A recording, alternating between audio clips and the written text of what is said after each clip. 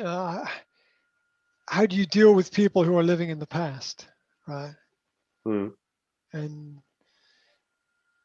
I know that in the part of the world that you live in, there's a lot of people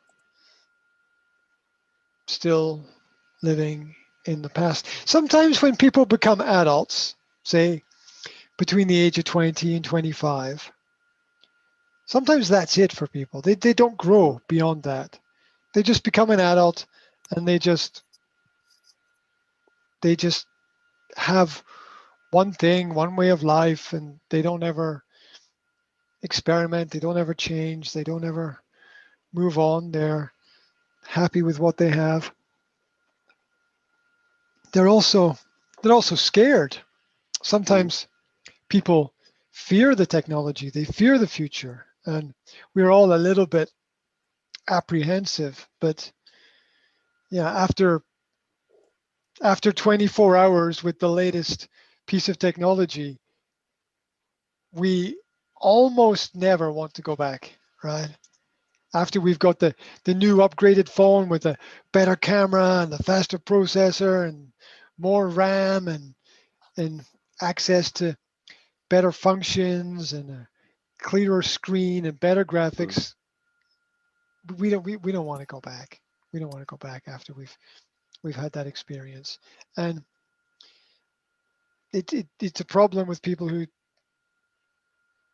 don't want to don't want to upgrade. And Slovakia is one of those countries where it's going to be one of the last places sort of within Europe to change, because it's on that it's in that post-communist, still developing mindset that affects parts of Poland and the Mm. Ukraine and Belarus and other places like that. So yeah, the latest greatest technology doesn't mean anything to a lot of people there. They're just like, whatever. That's their philosophy. It's just like, whatever. Do you want to, like, Slovakia, I think a little bit more than other countries, has this addiction to the phone, Mm. where you have to call people on their phone if you want anything at all. Like, you can email people and they go nowhere. Nothing will ever happen. These and the Slovak businessmen are always famous for shouting down the phone at people and pretending they're all important. But yeah, it's a problem when it doesn't work for uh, when the training is not going to work for people who you have to sell to Mm. in in your area.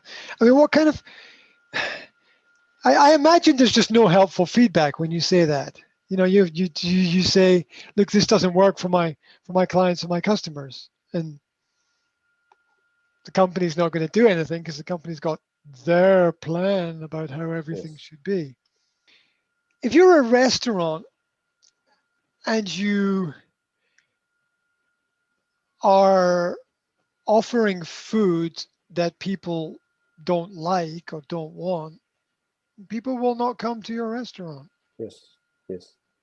So you have to cater in the majority to what it is they that you know that they already like.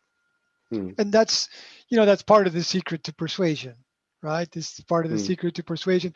Find out what a person already likes, provide some element of that to them, and then once they are on board with you, you can begin to introduce new things to the menu. You can begin to introduce other ideas to them, and that works in all ways of sales. If you're a music group, how does every music group start? They start by copying other bands.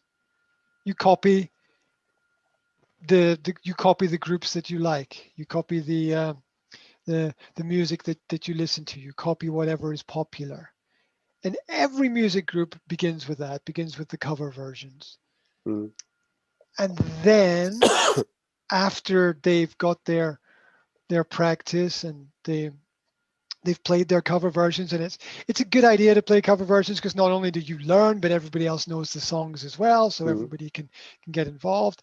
And then you begin step by step at each event or each concert to introduce one or two new songs, maybe some songs of your own that you've written, and you introduce them that way. And that's the way that it always works. You can't ever go to somebody. Well, there's very few people that you can go to and say, here's something completely new. And maybe they will take it, like it, if it's music, listen to it, but it'll still be strange for them. It'll be very different. And people in the West forget that all marketing must be culture specific. They think, the Western thinking, and it's been this way for 20, 30 years, is that the same advertisement in Britain or France will work in Slovakia or Poland. They think the same, but it won't, because people will react differently to it because of the context of their environment. Each region must be treated differently, even though we're in sort of a global one world economic system. Even though we have that, we still need to be culture specific, as we still need to be language specific. We still need to be clothes specific. We still need to be environmentally specific. The same things that you sell around the equator in hot countries that's going to be different from what you sell in Scandinavia and Alaska. It's going to be very different. Just look at alcohols for an example of that. Like what people drink in different parts of the world is very much related to the climate and the environment that they live within, and that needs to be very specific. Also, a lot of people are still very patriotic. A lot of people are still very, I am for my country. Well, whatever that means nowadays, I don't really know. Some countries seem to have very positive personas. Scotland would be one example of that. Oh, you're from Scotland. I love your country. Okay. Okay. You obviously haven't seen all of it, but okay, fair enough. And other countries where somebody says, "Oh, I'm from Poland," people go, "Poland, eh?" Because they don't really hear much about it or know much about it. So yeah, the marketing absolutely needs to be focused specifically.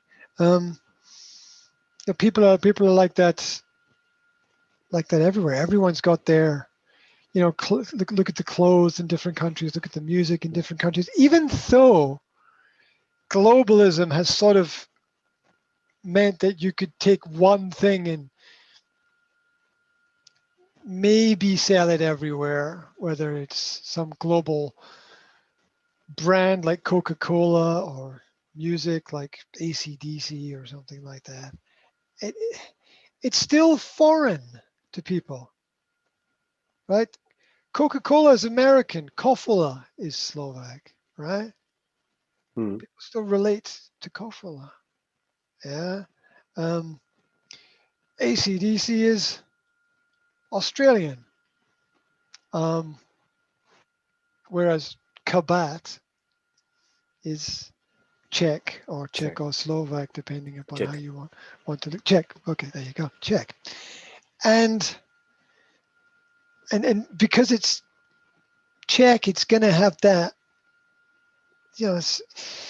special uniqueness. People feel it belongs to them, and they're going to be attracted to it because of that. And the powers that be, or the great minds in the West, still haven't figured out all of those niches of cultural differences. They're still thinking that, oh well, we're all one now. No, we're not. We're not. We're just see how all of the countries are reacting slightly differently to the present global crisis. You can see things that are the same, but you can also see things that are different as well. And this is very uniquely, culturally specific. Yeah, it's exactly the same as what I said earlier, is that you have to start by selling people what they know. Exactly. Yeah, you can only, if we can only connect if I talk to you about something that you know about. That's why I will try to put into the conversation sometimes something about badminton, for example, right? Because I know that is something that you have connection with, and you have Yes. understanding, and it means something. So yeah, and as you say, that's the that's the lead in product. That's the door opener to other things. And if it's like a step-by-step process. That's the first step. And if you don't have the first step, you can't go anywhere, right? You can't go anywhere at all. And I never liked that government tender principle, which is, this is what we want, and then they get all the companies to compete with each other, basically just for the lowest price. Yeah. Yeah. And the government will just go down the list and look at the lowest price, and they will go, well, we're going to save money. So the government will look down the list, and they will see who is providing the cheapest price, and they will think, oh, look, we're going to save money if we pick the people providing the cheapest price. But it's always a race to the bottom, right? I mean, you can only,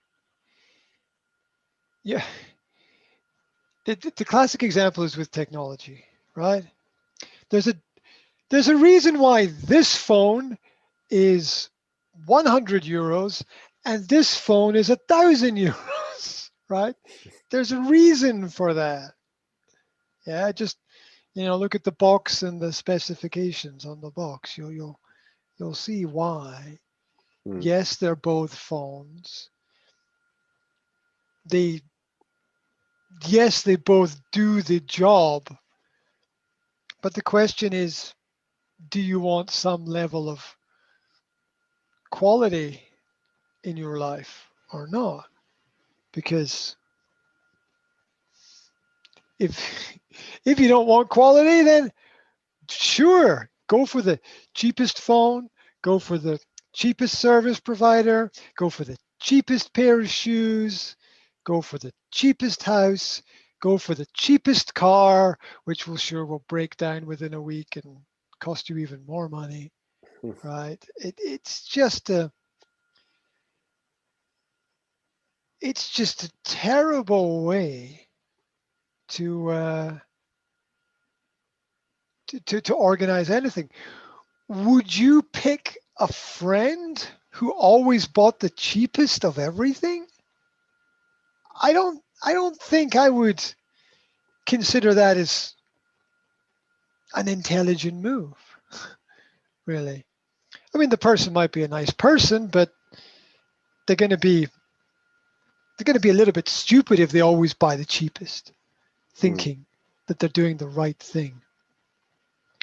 And so that's the category that government fits into when it always chooses those who provide the cheapest service. They're, in fact, a lot of the time choosing those who are worst for the job. And I don't think that's